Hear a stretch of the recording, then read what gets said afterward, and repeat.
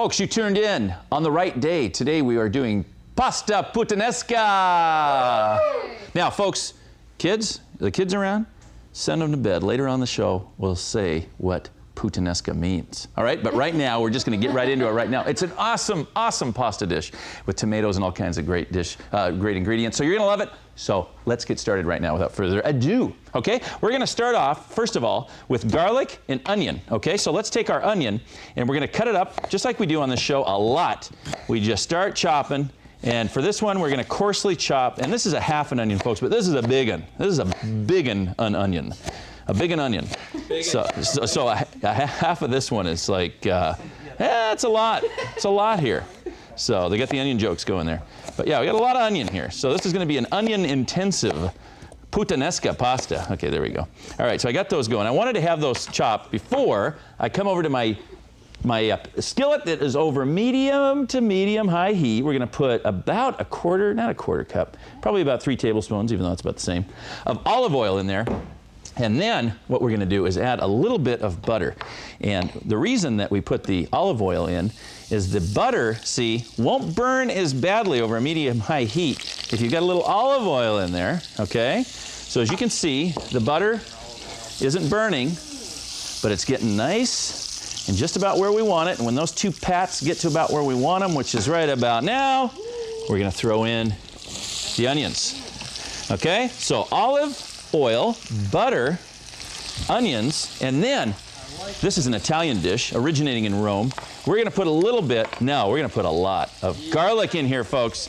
Garlic. So you want to put a lot of garlic. I've got several cloves going on here. What we're going for is about 2 tablespoons, not teaspoons, but tablespoons of garlic is what we're going for. So we chop up the garlic here and get it going. And we are talking about a very garlic-intensive Puttanesca pasta here, folks, okay? It's a sassy, sweet dish for the people. And this is one that's, what's cool about this is everything is pretty much fresh. So you make this from scratch, and it's a delicious dish. Absolutely a delicious dish. Okay, so we're going to mince this up. We could mince it up a little finer, but today we're going to be okay because a lot of this is just going to sit and stew in here, okay? So garlic, folks. Yeah. Put some garlic in there. Let's get all the garlic. Let's get the garlic off our knife that was, yeah. All right. So that's it. So we stir this up a little bit, and we're going to let this saute, and let that saute a little bit. I got that going a little warm now. But yeah, saute that a little bit just until those onions start getting a little bit soft. And now what we're going to do, folks, now this is kind of neat because it's a pasta dish, so we actually have, safety goggles. Woo! A lot going on in there. We're going to do a couple things with our water today. We're actually going to peel our tomatoes. Now, the way to peel these Roma tomatoes, and I don't know if I've showed you this on Man in the Kitchen, but if you ever want to peel a tomato, what you'll do is you'll take the tomato, and you'll go ahead and you'll put it in, just plunk it into boiling water. Okay, these are Roma tomatoes, and you're not doing this to cook them. You're doing this because it's sort of a magical way to get the skin off. That's exactly what we're going to do. We're going to get the skin off here. And I just thought about something. I'm just going to need a place to put them. You know what I'm going to do? You folks are going to love this show because it's going to be hot and I'm going to be in pain. So that's all right. All right. I was going to have a little bowl of water over here to cool them off, but I'm just going to be in pain, and that's okay because I'll do anything for you. Anything for you. All right. So I'm pulling out these Roma tomatoes over here, and we'll take these Romas. Let's see how it worked. Water. Not too bad. Oh, you got some water there? Oh, good. Let's do, a little water in here. I think that was a 3.5. What do you think, Greg? A 3.5er right here on the Man in the Kitchen show. I'm going to pull those off. Here we go. Sherry is going to get me some water so I don't have to hurt myself because otherwise these get a little hot. And you can go over to your sink and peel these over the sink is what I'm getting at when you're at home. But I'm going to have to use the bowl here of water. Thank you, Sherry, so much. Ladies and gentlemen, Sherry Underwood, the most famous hands in public television. There she is, handing me the bowl and saving my life. God bless you, Sherry. That was my little song for you just then. That was the Sherry tune. That was the Sherry chime. All right, here we go. Look at this, folks. You get a shot of this. See how easy that comes out? I'm just squeezing it right out, folks. Squeezing it right out. Okay, and that's it. That's it. Okay, I might not even need the bowl. But I'm just squeezing, we just take the base off first, okay? And then we're just squeezing off, or we're pulling off the skin. And it's really that simple. Now, for this particular recipe, for the pasta puttanesca, we want to have 2.5 cups of of tomatoes, peeled and chopped, 2½ cups. So these Romas, you know, and you can see these are probably about the size of maybe a good-sized large egg. Okay, about 12 of those should give you what you'll want. I noticed at the store when I weighed these out that I got about 2½ pounds. And 2½ pounds, I'm finding, does yield about 2½ cups when you after you peel them and dice them, as we're going to do today. So we'll find out here what we have here. Now, I've only got about half of those. I had the other ones all done here. I'm not going to make you sit through me peeling and slicing 2½ pounds of Roma tomatoes. So there we go. We're almost done. Here we go. This is fun, folks. Did you get the kids? You know, oh, you set the kids to bed. That's right, because I still have to explain to you what Puttanesca means. For those of you who don't know, we will be explaining that in a moment, or we can just explain it now. How about now? Yeah, we want to know now. What is pasta Puttanesca? All right, is a term derived from the early Roman days, and it is what they call Harlot's pasta. Yeah. Harlot's pasta. Now, there's still not a lot of clearance, you know, there's just not a lot of guidance here on why it's called Harlot's pasta. What is Harlot, you know, what would a harlot want? Now, they do say it's spicy and sassy. Okay, spicy and sassy. Harlots.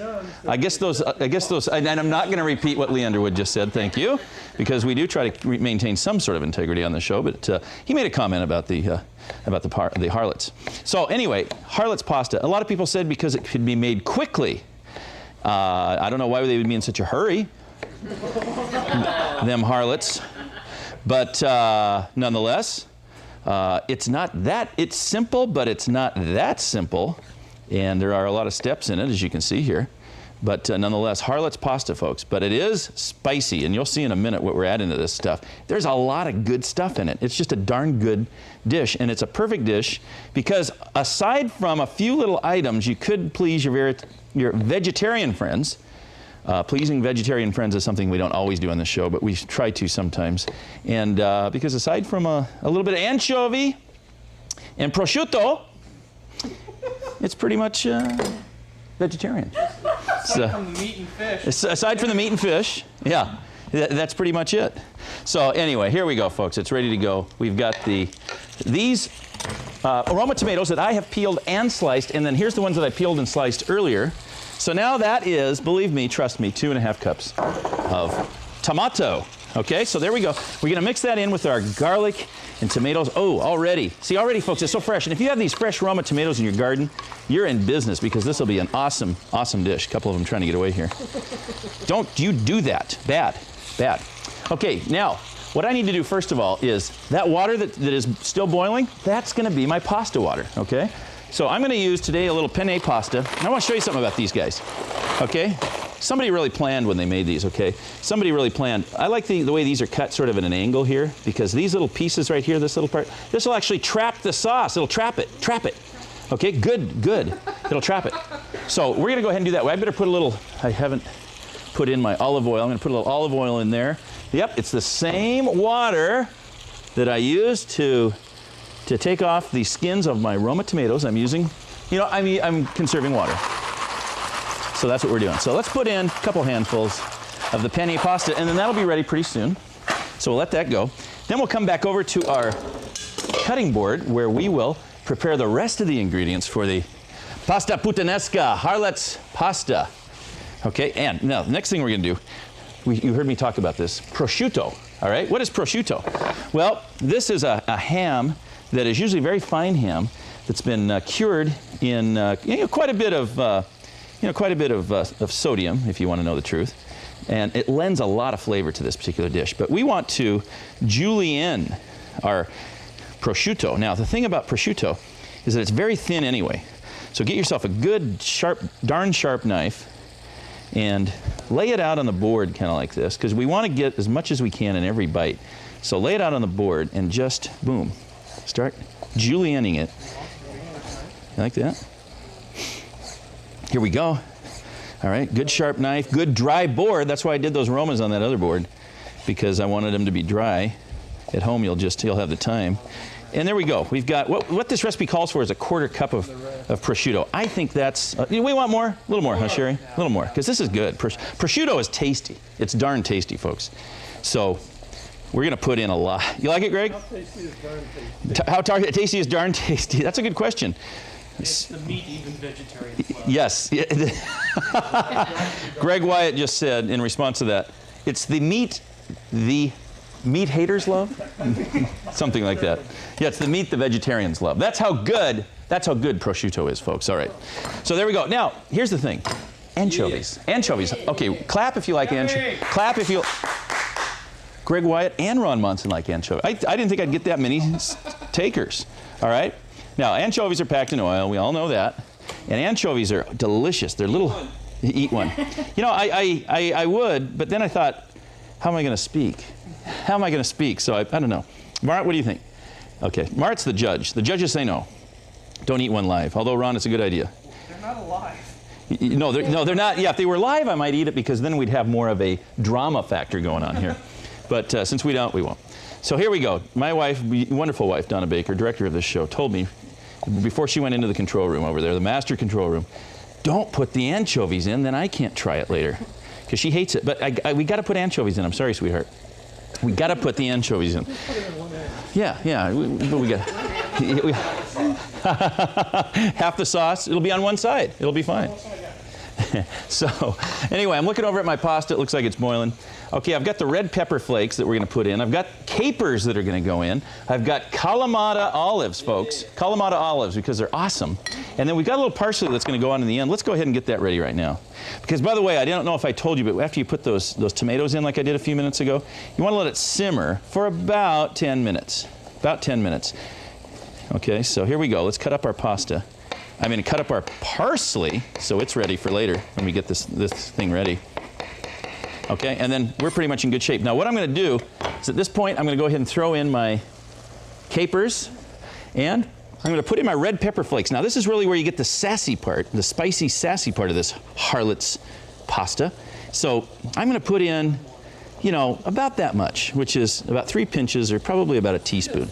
It kind of depends. I know this is kind of a sassy group here today. So I'm going to put in a little more, and you can always add to it, as Lee Underwood says. You can always add to it. Okay, so what I'm going to do is I'm going to let this cook down just a bit. Okay, look at this, folks. Look at this. The focaccia, that's what it looks like when it's done. It's here on the set, folks. And bread. Ah, yes, the bread is perfect with this dish. And look at this. We've got the Harlot stew, or it's Harlot stew now. We're going to make it Harlot's pasta in a minute. We've got basically what we call the Harlot stew ready to go. And we're going to add, now all we have to do is we have to add the Kalamata olives, okay? And don't let those pits get in there, please. Don't let those pits. Get the pitted variety. And then we're going to add our prosciutto. Prosciutto, folks. And now all we're doing is we're just heating it up at this point. Everything else has blended nicely, as you can see. And we're just heating up the prosciutto. Oh, this is, folks, I wish you were here. I wish you were here to smell this. It just smells fantastic. Okay, and then the anchovies. All right, let's take a vote. Should we put them in? Yes. All right. No. We half are saying yes, half are saying no. You know what, folks? You really need to put the anchovies in if you're making a true Italian dish. But I'm going to leave it out just because of my crew here, and I don't want to die. Tell the truth. I don't want to die. I don't. So you know what? So Greg and Ron and I, we're gonna have more anchovies in ours than anyone else. Okay, now what we do, folks, you've got the way you make this is you actually have your pasta. It's ready. Grab yourself one of these cheapo strainers. I got this at one of those dollar stores years ago. It's still working, and you just get the strainer, okay, and you just lift it up straight from the pot into. Yes, there we go. Into the Puttanesca, folks. Right into the Puttanesca. And then you mix this up. Now be careful because the pasta wants to jump out of your pot half the time. In fact, I'll grab another. And my mouth is watering. See, the problem I've got with this show is my mouth waters when I'm doing this and I can't talk. I get so excited. I'm very excited right now. Yeah. That's why they call this Harlot's pasta. There's no harlot involved. This is the harlot. This is the harlot. That's right. That's right. That's right. We've got all the world's we're figuring everything out here in the world, folks. And if you can't trust a guy wearing an apron, who can you trust? All right. Okay. There we go, folks. Puttanesca. And then put it on a plate, or you can just eat it right out of the, you know, as we've done before. Did I get it? I can't remember if I've got a. There is one behind. It's kind of small. I'll use this one. Let's see. Oh, yeah. We do have some cool stuff here on the set. There we go. Let's use this one. Okay, so folks, right onto the plate. Puttanesca, Harlot's pasta. Ah, yes, and here we go. And then this is the one that Ron wants. And then we're going to put a little bit of, all right, a little parsley on top. And I'm telling you, folks, what more? What more do you need? And the kids like this. The kids like this, folks. I think you'll really enjoy it. The kids like this. Okay, now, we told you that he's here, all right? He's here, he's waiting. And folks, without further ado, let's introduce our dessert guy from next door, Dan Underwood. Dan, good to see you. Jeffrey, you might want to turn that off. Yeah, thank you. You know, he's more than just a dessert guy. He's a set manager. Yeah, you know, I'm Sherry's son, so. You ever had Harlot's pasta? Mom? Yes. Yes, I have. Only a billion times, right? That was her I don't recipe. think a billion. Well, what are you going to make? What are we going to follow up our Harlot's pasta with? We are going to do a little change to spiced apples. So they're spiced apples with a little rum, a little thing, but they're spiral and they're sliced versus an open cavity. So hopefully you don't drink the rum before you spiral. Or you can do both. So what we've done here is we have some Macintosh apples. Macintosh. I've already peeled them. And my wife went to one of those cooking things one time, and yeah, one of those. It's a cooking. this. But what is nice about this is it'll core and spiral. So you could have a few nips on the rum and then spiral because you're not worrying about your health there. Look at this, folks. The machine doohickey thing is spiraling it for us. We've actually used this before, I think, on this show. I don't know if it was this And then one. it just makes little ringlets. Oh, look at this, folks. And what you're going to want to do in between each ringlet, or in between each thing, of course, if it cores out right, it's nice, is you're going to brush your apple with a little lemon or lime juice. Helps keep it from browning up. Oh, yes. And Oxygen and fresh apples don't mix. Now, these are Macintosh apples. Can you use You can use Granny Smith, almost anything, whichever ones you like. Because these Macintosh have a little bit more of a bite than, say, a golden or a red. Yeah, a little softer. And then you can always get these hybrid So I'll go ahead and apples, let right? you paint. And I'll Oh, right, I get to continue paint. this. I get to paint. Have you ever used a Johnny Gold apple, Dan? I can't say that I have. Good. I don't know if I could trust that name in, a Johnny Gold. Obviously a Jonathan and Gold hybrid, but Johnny Gold. There we go. Oh, hurry up, Dan. I'm ready to paint. Come on. I'm sorry. Sometimes they just don't cooperate. This beats the heck, though, out of coring and... Oh, and slicing up yourself. Oh, my gosh. Granny Smith tend to hold together a little bit better. Mm-hmm. But they're really tart. Yeah, well, but you're adding brown sugar to this recipe. You're adding rum. You're adding, rum. So Greg's happy today. Yep, Griggs. We're adding rum to something. And there you go. And there we go. We should go into business, Dan. The apple core. Jeff and Dan's apple coring and painting business. Yeah, maybe not. All right, there we go. So those have been Go ahead painted. and put them in a baking dish, a pie dish, whatever you would like. Okay. And then you're going to start stuffing. You're going to take some butter. Ooh, Shove in stuffing the core. apples with butter. Yes. Love it. Easy, easy. And you take some brown sugar. Greg's actually crying over this, folks. Also put it in the center. Shove it down, pack it down. You can be messy because it's all going to end up cooking and becoming a syrup. Now I did say we have rum. Of course. And that moment has Pour come. a little bit of rum in the center. Look at this, folks. A little rum in the center. Come to mama. And do it all over again. And more butter. More butter. More brown sugar. I love this. Butter, brown sugar, rum. Folks. We're gonna have more rum. I have a What, feeling. Ron? Ron thinks there'll be more rum. And with the remaining butter, you're going to go ahead and just pour it on the top. Okay. This is salted, unsalted butter? Or does You're it going to matter? preheat your oven to 450 degrees. You're going to do that. You're going to take it's 3/4 at cup this. of packed brown sugar. And what kind of salt again, Dan? Salt. Salt, or what kind of butter? Salted or unsalted? Unsalted butter. I'm just trying to get I'm too detail oriented. So what you're going to do is bake this for 25 minutes at 450 degrees. After 20 minutes or 25 minutes, cut it down to 350 degrees. Got it? Everything in here will start to be a syrup. Ooh, everything. To show you a little bit, we did one earlier. Oh, we've got one we did earlier, folks. It's one of those deals. Oh, look at this. Okay, so after baby. 25 minutes, they're going to be nice and golden. Okay. You're going to lower your temperature. You're going to bake for another 20, but you're going to be basting at all times. You can either take it out, take your brush, and just keep going like this. Right. At that point, too, you're going to put cinnamon sticks down in the center. This will, give it a nice little cinnamon ambiance. We love that cinnamon ambiance. And you're going to bake for another 25 minutes. You can eat them right out of the oven. You can slice it up if you want. Maybe put a little ice cream on it, huh? A little ice cream. A little ice cream? That would be. What you want to do, then you spiral it out. That's why it's nice and sliced. Man. Take a little of your mint. Okay. Okay. Parcel it out. Look at this. Just Fresh kinda mint.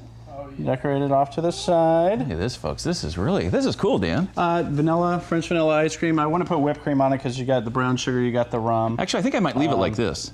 It just seems like it should be eaten like And this. it's very nice. It's light, but after a nice heavy Yeah. pasta dish, this thing will be perfect to cleanse your palate. And see, now I'm all sugary. Here, Dan. Let me offer you a towel Well, for your sugary hands. But it's really easy. A little baking time, but I mean, your guests Yeah. would be impressed. Well, you render something like this. That's very impressive. And Dan, you have impressed us once. One big again. note, if you're peeling and not being able to get to this right quick, a little bucket of water with lime juice or lemon juice will keep your apples from turning brown. Oh, there you for go. a long period of time. Yeah, good advice, good advice. Dan, thank you once Thank you, again Jeffrey. for coming out. We appreciate that. Folks, My we'll see pleasure. you next time on Man in the Kitchen. Take care.